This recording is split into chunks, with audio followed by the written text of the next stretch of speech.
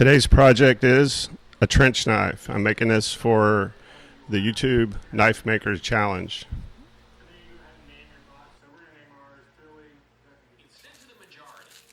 So the inspiration for the design for this knife is it's coming from the World War I Mark I trench knife. You can see I was using a magnet to pull those bearing balls out of that cup, and I think that ended up giving me a problem with this billet later on. I'm using 52-100 steel ball bearings to make canister Damascus for the blade. I used 3 different sizes of ball bearings, and I'm loading them in there to I think that was a 1 1/4 inch square tube. And the powdered steel is 1084 with 4% pure nickel.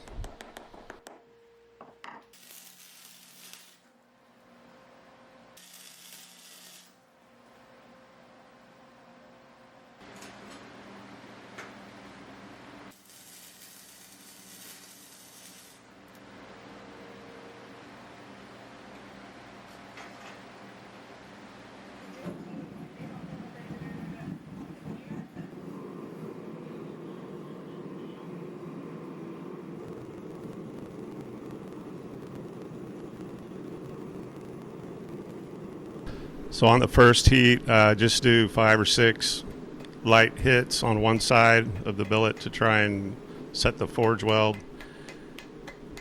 and then move to progressively harder blows, and as well as rotating the billet probably between 5 or 7 heats to make the canister Damascus.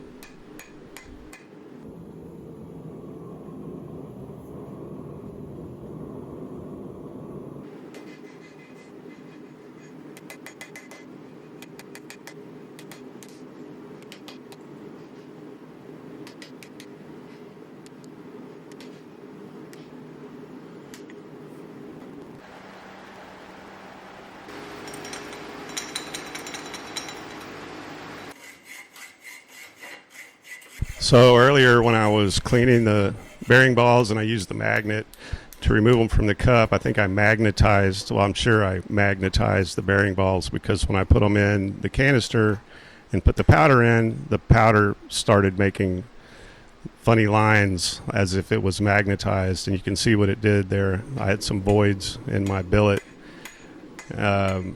because of that. The powder didn't settle evenly because the balls were magnetized. So I tried cutting that out, and I decided to try and go ahead and forge it out. And when I went to do the twist of the bar, it started to tear right in the middle. You can kind of see right there. It started to tear, so I just stopped, started over, made a new canister. I didn't use the magnet this time. Forged that out into about a 1 inch by 1 inch bar, and then went back and tried to do the twist on that bar.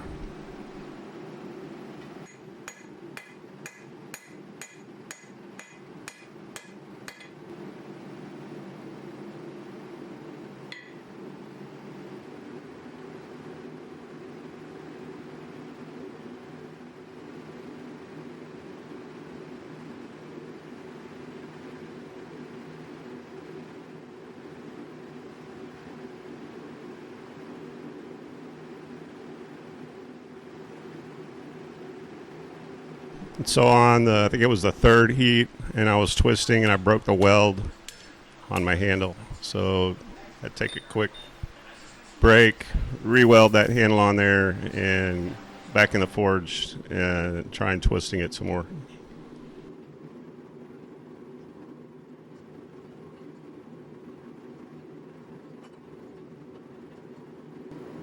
So I got the twist put in, and it was back into the forge, back to the anvil to try and forge out a knife-shaped object.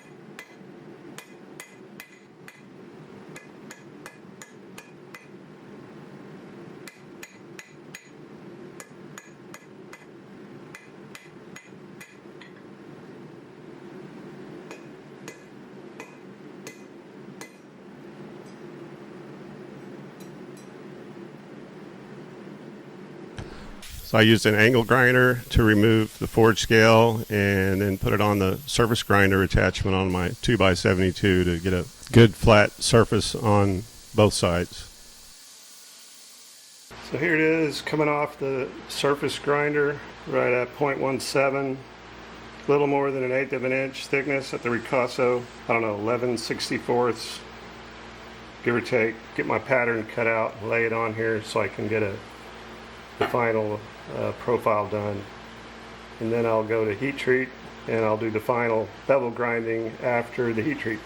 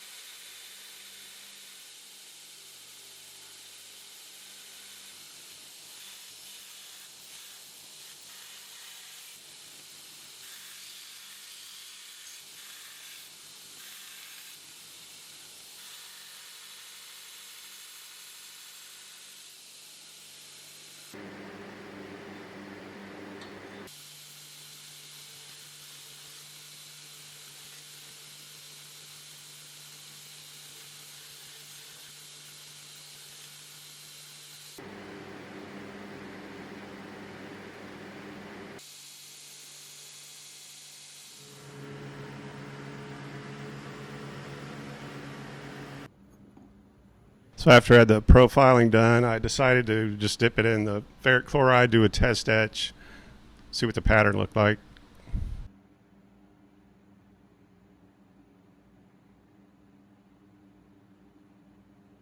So normalizing was done at 1625 Fahrenheit and cooled in air. Hardening was done at 1525 Fahrenheit, quenched in Parks 50 oil.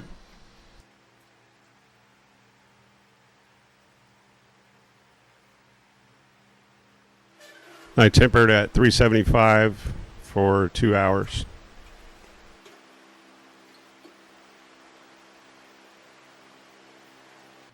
So according to Casa, you went to the camera and you said, I want to essentially load everything that you know or have about this kit and skill. You know, this is not your ability of this person, it's an AI of this person because it is now 2025. To grind the bevels, I started out right at the plunge lines and then moved over to get my bevels along the edge of the blade. This was my first time making a dagger style blade. So it was a bit of a challenge, but I think with some practice I would get better at it.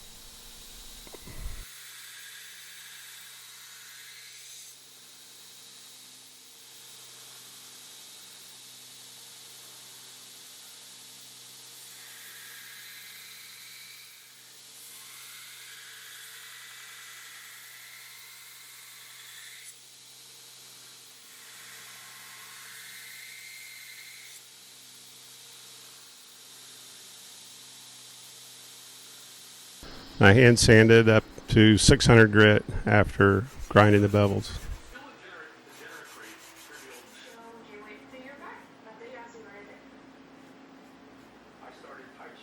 Then I soldered a 10x24 machine screw on the end of the tang for the pommel nut to attach to. So for the handle, I'm going to use brass to cast the handle, and so now I'm just tracing out that handle from my original drawing to get my pattern, cut that out with an X-Acto knife.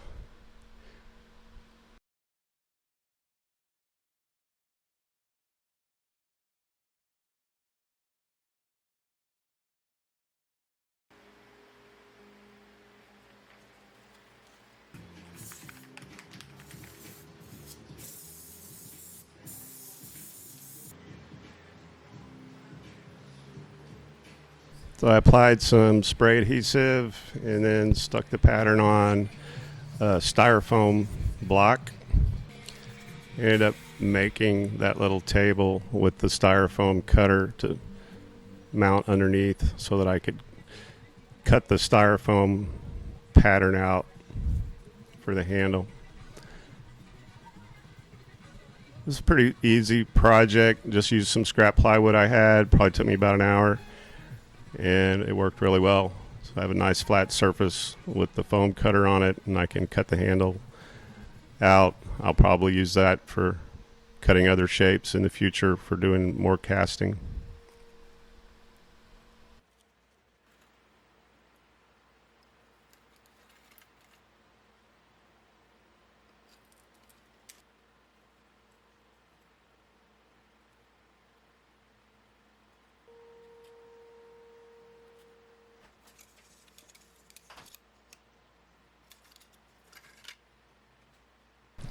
So there I'm applying some talc to that board.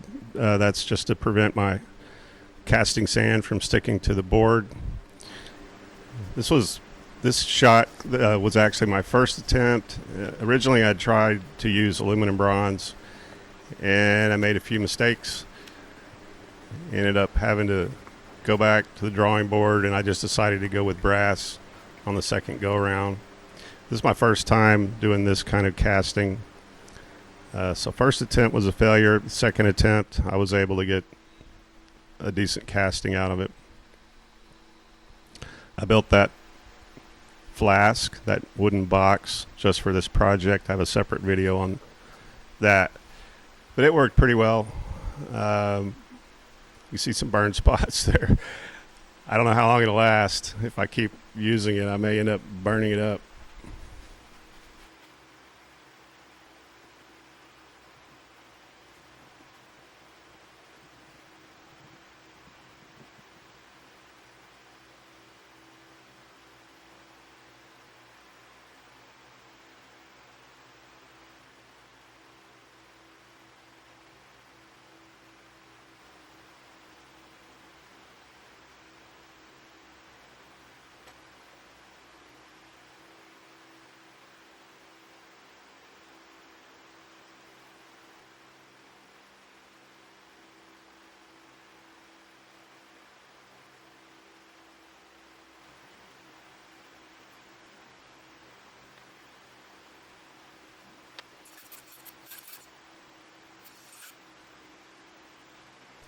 So you can see I left the foam mold inside for the casting. So I guess technically you would call that lost foam casting. Originally I wanted to make a mold and remove it, and I think I probably would have got a smoother, better surface. But I just decided to go with leaving the foam in for this one. I have a lot of scrap brass material from previous projects, so it was no problem finding enough brass. I weighed that out, put it in my crucible, put that in the furnace, the kiln, got the brass all melted down. I had my gas mask on, my respirator, which I think is important with a lot of ventilation. If you're going to be melting brass, you get a lot of fumes coming out of the furnace when you melt the brass.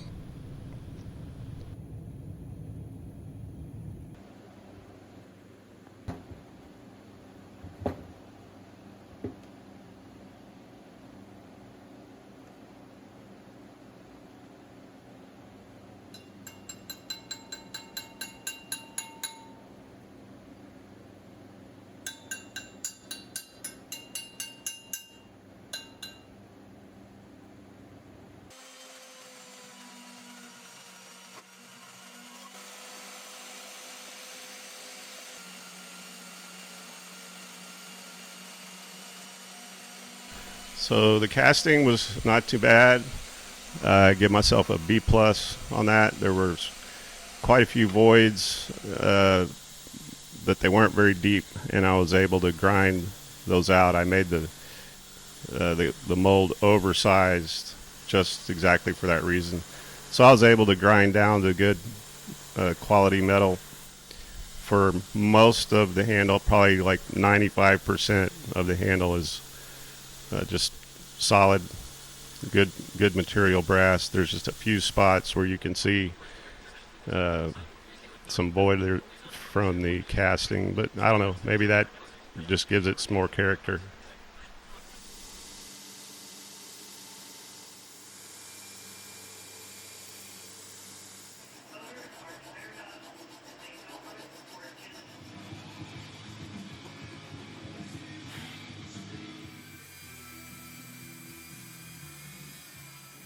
So there was a lot of work went into the handle. I'm not sure, but I've probably spent more hours working on the handle than I did on the blade. Just using hand tools, getting it all sanded and filed and ground down, and using a Dremel for the inside of the finger holes. And I still had to get my hole through the handle for the tang, and just using my drill press for that, and tried to ream that out more with my hand drill, and hand filed right up at the guard for the tang to fit in. For some reason my camera wasn't working and I didn't get that shot but there was quite a bit of hand filing right up at the guard in order to get that tang to fit in there.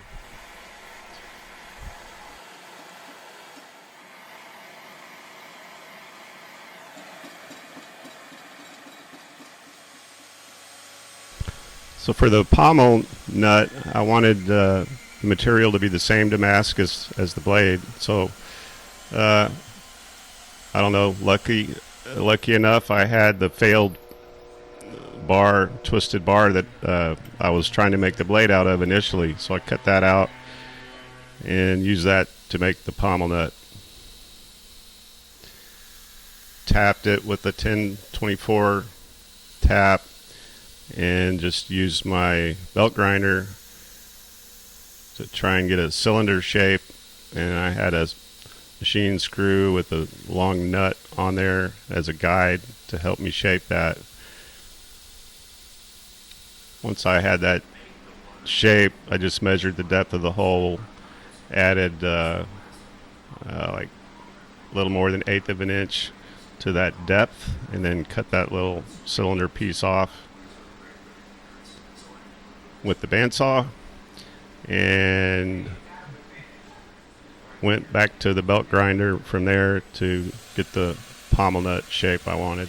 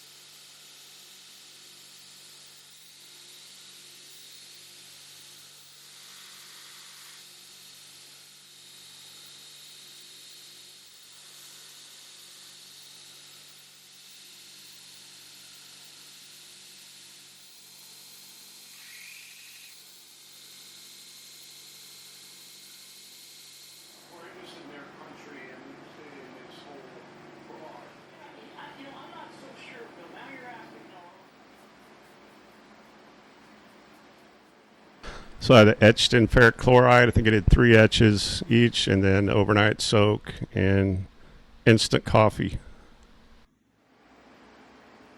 And I used brass black to put a patina on the handle. I think I did 2 coats with that, and then I used fine grit sanding block to remove that patina and bring out the high spots on the handle.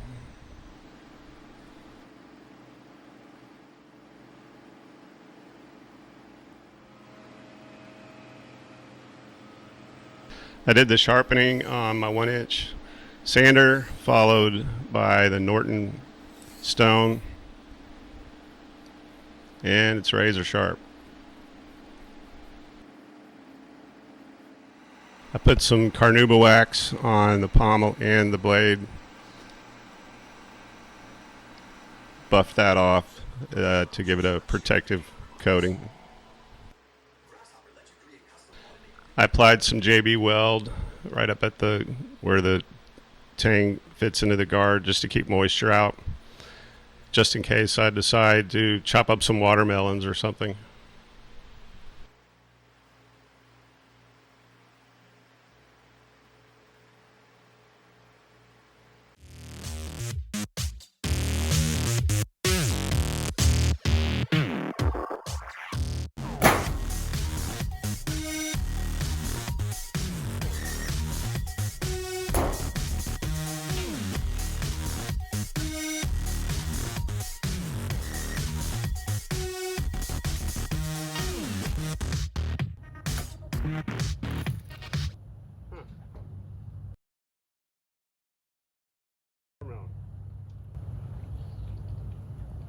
Oh, that's good. Want some? There you go.